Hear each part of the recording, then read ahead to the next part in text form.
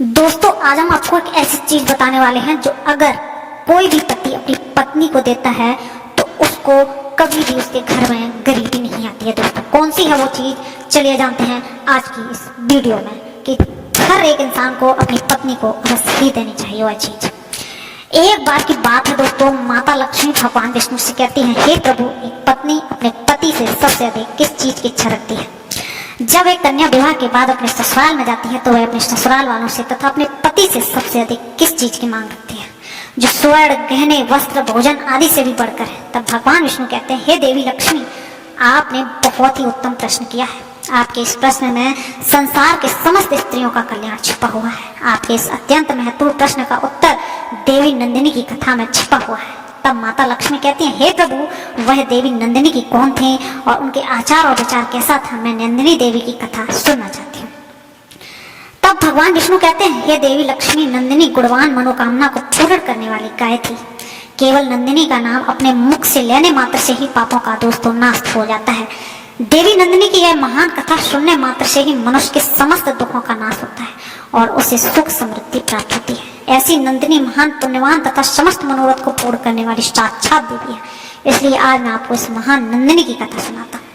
माता लक्ष्मी कहती है, हे प्रभु, आज मेरा बहुत ही सौभाग्य है कि आपके मुख से मैं उनकी कथा सुन रही हूँ। फिर भगवान विष्णु कहते हैं कि देवी लक्ष्मी, पूर्व काल में पृथ्वी लोक पर चंद्रा स्वामी नाम के प्रसिद्ध एक महाबली राजा रहते थे।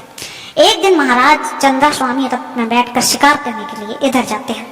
जंगल में वे शिकार करने के लिए इधर उधर घूम रहे होते हैं, तभी उन्हें जंगल की झाड़ियों के बीच एक हिरनी दिखाई पड़ती है। महाराज ने तुरंत अपना बाण निकाला और उस हिरनी की ओर छोड़ दिया। तो उसको बाण लगने से ही हिरनी घायल हो गई और चारों ओर देखने लगी। तो उसकी दृष्टि महाराज चंद्रा स्वामी में पड़ी। महाराज के हाथ में धनुष देखकर हिरनी बोलने लगी, अरे दुष्ट, यह तूने क्या कर दिया? तुम्हारा यह कर्म पाप से भरा हुआ है। मैं निर्भय होकर इस वन में अपने बच्चे को दूध पिला रही थी, ऐसी अवस्था में तुमने मुझे निरपराध हिरनी को अपने बाण का निशाना बनाया है। तो बहुत निर्दय और क्रूर है। शास्त्र कहता है कि बच्चे को स्तनपान कराती हुई स्त्री की ओर देखना भी महापाप है। तूने तो मेरी हत्या करने की चेष्टा की है। अब मेरी मृत्यु के बाद मेरे बच्चे का क्या होगा? उसकी रक्षा कौन करेगा? हे निर्दयी राजा, तेरे इस पाप के लिए मैं तुझे श्राप देती हूँ। हिरनी कहने लगी कि तुमने जो कर्म किया है, ऐसा कर्म दोस्तों कभी भी किसी के साथ नहीं करना चाहिए। तुमने एक माँ को अपने बच्चे से दूर किया है। दोस्तों हिरनी जो थी वो बहुत ही घायल हो गई थी और उसने जो राजा थे वो उनको ऐसा श्राप दिया दोस्तों, जो कि आप सुन के कांप जाओगे। श्राप देती हूँ, उसने कहा, तो इसी क्षण कच्चा मांस खाने वाला व्याघ्र हो जाए और इसी वन में तुम निवास कर। उस हिरनी का श्राप सुनते ही महाराज चंद्रा स्वामी के पसीने छूटने लगे और वह हिरनी से क्षमा याचना करने लगे। महाराज उस हिरनी के सामने बैठकर हाथ जोड़कर प्रार्थना करने लगा, हे कल्याणी, तुम क्षमा करो। मैं नहीं जानता था कि तुम बच्चे को दूध पिला रही हो। मैंने अनजाने में ही तेरा वध किया है। कृपया मुझे इस भूल की क्षमा करो और मुझे श्राप से मुक्ति दिलाओ। फिर वह हिरनी कहने लगी, हे राजन, आज से 100 वर्ष बीत जाने के बाद इस वन में नंदिनी नाम की गाय आएगी, वही तुझे इस पाप से मुक्ति दिलाएगी। और फिर राजा तुरंत ही बाघ के रूप में बदल गया। इस बाघ का आकार बहुत ही बड़ा और भयानक था। वह बाघ उसी वन में काल के वशीभूत रहते हुए मृगों को, अन्य चौपाइयों को तथा मनुष्यों को भी मारकर खाने लगा। वह बाघ स्वयं की निंदा करते हुए कहता था, हाय हाय, अब मैं फिर से कम मनुष्य शरीर धारण करूंगा। इस बाघ की योनि में रहकर मेरे तो दोस्तों उस राजा की ऐसी दशा हो गई थी कि वह बहुत ही परेशान हो गया था। हमेशा सोचता रहता था कब हमारा उद्धार होगा। एकमात्र हिंसा ही मेरी वृत्ति है, इसके द्वारा तो मुझे सदा दुख ही प्राप्त होगा। इस प्रकार से कैसे मैं इस पाप से मुक्त हो जाऊंगा? जब उस वन में रहते हुए 100 वर्ष बीत गए दोस्तों, तब एक दिन वहां पर गायों का एक बहुत बड़ा झुंड उपस्थित हुआ। उस वन में घास और जल की विशेष सुविधा थी, इस कारण से गायें वहां चरने लगी। उसी गांव के झुंड में एक बहुत ही सुंदर तथा संतुष्ट रहने वाली गाय थी, उसका नाम था नंदिनी दोस्तों। वही इस झुंड की प्रधान थी तथा सबसे आगे निर्भय होकर वह चला करती थी। एक दिन वह अपने झुंड से बिछड़कर चलते चलते उस बाघ के सामने आ जा पहुंची। बाघ उस गाय को देखते ही खड़ा हो गया और उसके पास जाकर कहने लगा, हे गाय, आज विधाता ने तुझे मेरा ग्रास नियुक्त किया है, क्योंकि तू स्वयं चल कर आई है। उस बाघ के रोंगटे खड़े कर देने वाले निष्ठुर वचन सुनकर उस गाय को अपने बछड़े की याद आने लगी। उसका गला भराया और वह रोते हुए अपने बछड़े के लिए हुंकार लगाने लगी। उस गाय को रोता हुआ देखकर वह बाघ बोला, अरे गाय रोती क्यों है? इस संसार में सभी प्राणी अपने कर्मों का फल ही भोगते हैं। तू खुद मेरे पास चल कर आई है, इससे जान पड़ता है कि तेरी मृत्यु आज ही लिखी हुई है, फिर तू व्यर्थ ही शोक क्यों कर रही है? अच्छा तू बता तो किस लिए रो रही है? इस बाघ की बात सुनकर नंदिनी गाय ने कहा, हे बाघ, तुम्हें नमस्कार है, मेरा सारा अपराध क्षमा करो। मैं जानती हूँ कि तुम्हारे पास आए प्राणी की रक्षा असंभव है, अतः मैं अपने जीवन के लिए शोक नहीं कर रही हूँ। मेरी मृत्यु तो एक ना एक दिन होनी ही है, किंतु हे बाघ, मैं अभी कुछ समय पहले एक बछड़े को जन्म दिया है। यह मेरा पहला बछड़ा होने के कारण और मुझे बहुत प्रिय है। मेरा बछड़ा अभी दूध पीकर ही जीवन चलाता है, घास तो नहीं खा सकता। इस समय वह घर में बंधा हुआ है और भूख से पीड़ित मेरी राह देख रहा है। उसी कारण से दोस्तों मैं सोच रही हूँ आप मुझे ना खाएं। कैसे वह अपना जीवन चलाएगा? मैं पुत्र मोह के वशीभूत हूँ और उसे दूध पिलाना चाहती हूँ। मुझे थोड़ी देर के लिए जाने दो।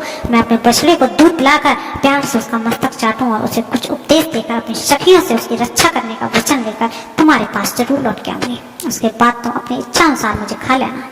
यदि मैं फिर से लौट कर नहीं आई तो मुझे वही पाप लगेगा जो माता पिता का वध करने से लगता है, जो सोते हुए प्राणी को मारता है, जो एक बार अपनी कन्या का दान करके फिर उसे दूसरे को देना चाहता है। उन्हें जो पाप लगता है वही पाप मुझे लगेगा। इस पाप के भय से मैं पुनः लौट कर जाऊंगी।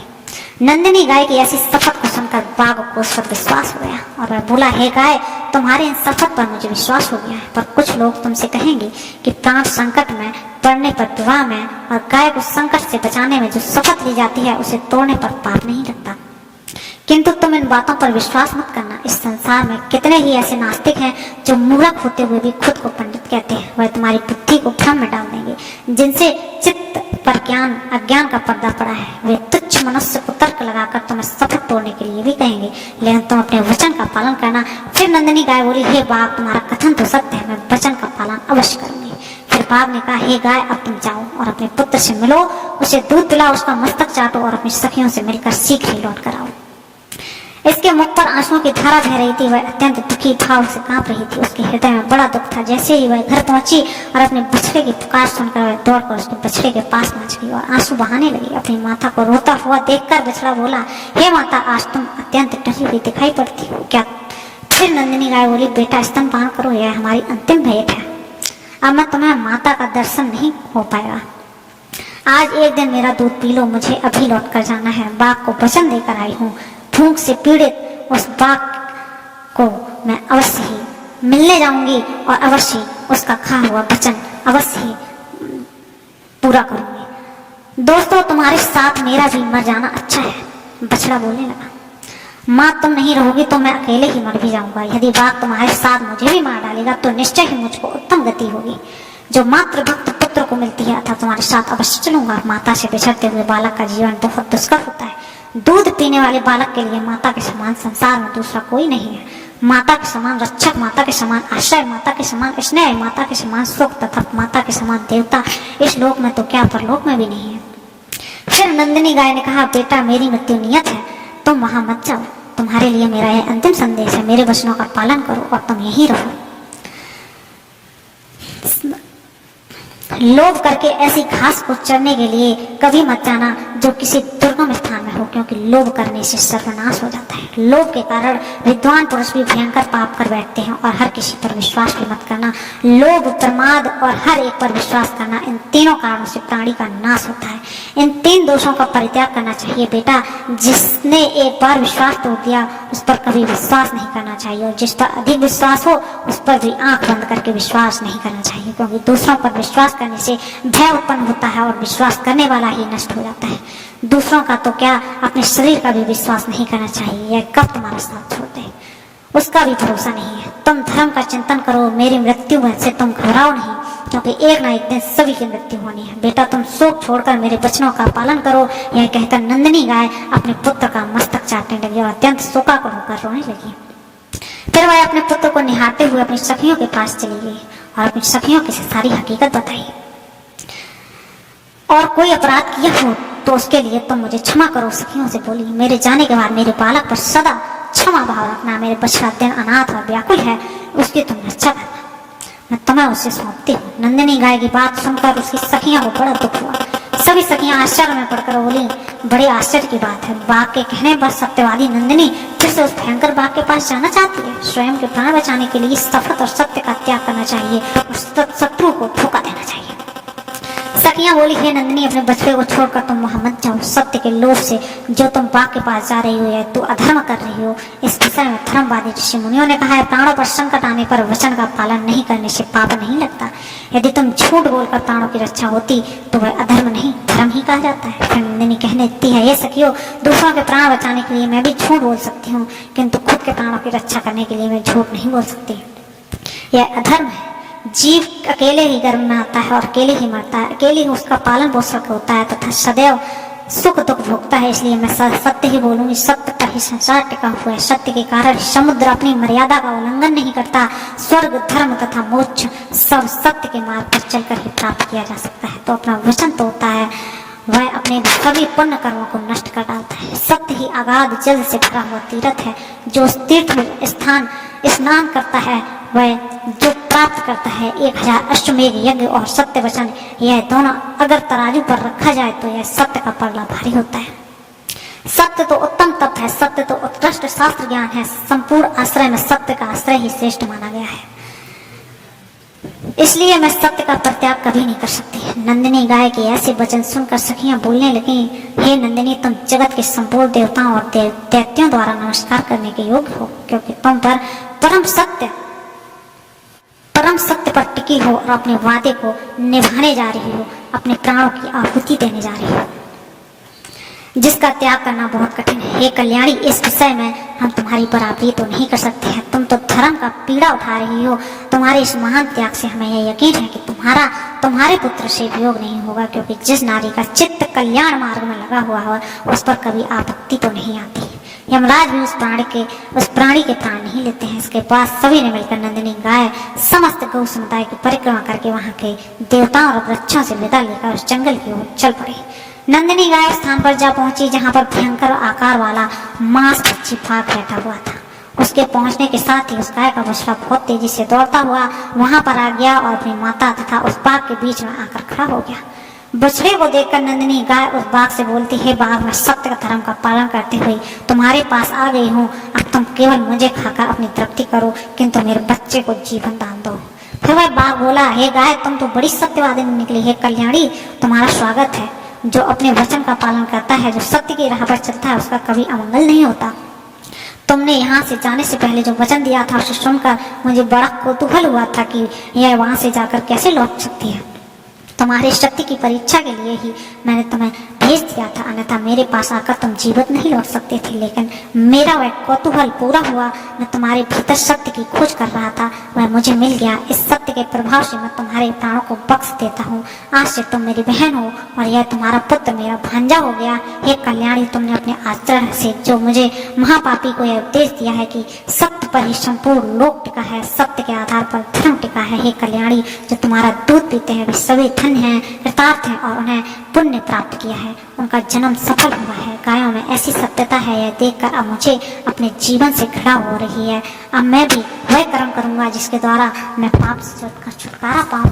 अब तब मैं 1000 जीवों को मार कर जो खाया है वो महापाप, दुराचारी और निर्दयी हूँ। पता नहीं इस कारण से किस लोक में जाना पड़ेगा। बहन, इस समय मुझे पापों से शुद्ध होने के लिए कोई तपस्या करनी चाहिए, उसे संक्षेप में बताइए। फिर नंदिनी गाय बोली, हे बाघ भाई, विद्वान पुरुष सतयुग में तप की प्रशंसा करते हैं और त्रेता में ज्ञान की। द्वापर में यज्ञ को उत्तम माना जाता है और कलयुग में एकमात्र दान को ही श्रेष्ठ माना जाए। सभी दानों में एक ही दान सर्वश्रेष्ठ है, समस्त प्राणियों को अभय दान। इससे बढ़कर दूसरा कोई दान नहीं है। तो समस्त प्राणियों को अभय दान देता है, वह सभी प्रकार के पापों से मुक्त होकर परम ब्रह्म को प्राप्त होता है। अहिंसा के समान न कोई दान है और न कोई तपस्या है। जिस प्रकार से हाथी के पैर के चिन्हों में सभी प्राणियों के पैर के चिन्ह समा जाते हैं, उसी प्रकार से अहिंसा के द्वारा सभी धर्म प्राप्त हो जाता है। पुरुषों को अपनी पत्नी की सदैव रक्षा करनी चाहिए। जो पुरुष अपनी पत्नी को अभय दान देता है उसकी पत्नी 7 जन्मों के लिए उसी की होती है। शरण में आई हुई स्त्री को अभय दान देना चाहिए। जिस पुरुष से किसी भी स्त्री को भय नहीं लगता वह पुरुष तीनों लोकों में कीर्ति प्राप्त करता है। जो कभी किसी स्त्री के साथ हिंसा नहीं करता, जो सदैव स्त्रियों की रक्षा करने में तत्पर रहता है, उसे श्री हरि विष्णु लोक की प्राप्ति होती है। स्त्री का वध करने वाले को कुंभी पाक नरक में डाला जाता है। इसलिए पुरुष का यह कर्तव्य होता है कि वह अपनी पत्नी की रक्षा करे और उसे अभय दान दे। जिस व्यक्ति से सभी को भय लगता है, जो दूसरों में डर और निर्माण करता है, जो दूसरों के साथ हिंसा करता है, वह सबसे बड़ा पापी होता है। और जो सभी से प्रेम करता है, तभी सभी पर दया दिखाता है, जो सभी को अभय दान देता है, वह तीनों लोगों में कीर्ति प्राप्त करता है। वही परम कल्याण का साधन है, जिसे मैं संक्षेप में तुम्हें बताता हूँ। फिर बाघ ने कहा कि हे नंदिनी गाय, पूर्व काल में एक राजा था, किंतु एक हिरनी के श्राप से मुझे बाघ का शरीर प्राप्त हुआ है, जिस कारण से मैं तुम्हें सारी बातें भूल गया था। इस समय तुम्हारे संपर्क में और उपदेश से मुझे फिर से सब कुछ याद आ रहा है। कल्याणी, अब मैं तुमसे एक प्रश्न पूछता हूँ, तुम्हारा नाम क्या है? वह गाय बोली, मेरी स्वामी का नाम नंद है और उन्होंने ही मेरा नाम नंदिनी रख दिया है। फिर जैसे ही नंदिनी का नाम कान पर पड़ा, राजा चंद्र स्वामी श्राप से मुक्त हो गए और बाघ का रूप छोड़कर फिर से अपने पूर्व स्वरूप में लौट कर आ गए। फिर उसी क्षण नंदिनी का दर्शन करने के लिए साक्षात धर्मराज उस स्थान पर आए और बोलने लगे, हे नंदिनी गाय, मैं धर्मराज हूँ, तुम्हारी सत्यवाणी के आकर्षित होकर यहाँ आया हूँ, तुम मुझसे कोई श्रेष्ठ वर मांगो। धर्मराज का वचन सुनकर नंदिनी ने वह वर मांगा, हे धर्मराज, आपकी कृपा से मैं अपने पुत्र सहित उत्तम पद को प्राप्त हो जाऊं। इस स्थान पर मौजूद जो सरस्वती नदी है, वह मेरे ही नाम से प्रसिद्ध हो और उसका नाम नंदा पड़ा। यह स्थान धर्म प्रदान करने वाला शुभ तीर्थ बन जाए। इस प्रकार से वर मांगने पर धर्मराज ने तथास्तु कहकर वहां से अदृश्य हो गए। नंदिनी अपने बछड़े के साथ उत्तम लोक को चली गई। फिर भगवान विष्णु कहते हैं, हे देवी लक्ष्मी, इस कथा के माध्यम से हमें पता चलता है कि सबसे बड़ा दान अभय दान है। कभी भी अपने माता पिता, पत्नी, मित्र आदि के साथ हिंसा न करें, सभी से प्रेम करें और संसार के सभी प्राणियों को अभय दान प्रदान करें। मैं आशा करता हूँ कि यह कथा दोस्तों आपको अवश्य पसंद आएगी होगी। आपको भी अपने घर के किसी भी व्यक्ति को या किसी भी बाहर के व्यक्ति को डरा धमका के नहीं रखना चाहिए। उन्हें निर्भय रखो और उन्हें अभय का वरदान दो, दान दो, और आपके घर का भी कल्याण होगा। अगर आप भी दोस्तों किसी के पति हैं तो अपनी पत्नी को अभय दान करो, डरा धमका के मत रखो, तो आपके घर में भी तरक्की होगी और कभी भी किसी बात की कमी नहीं आएगी। दोस्तों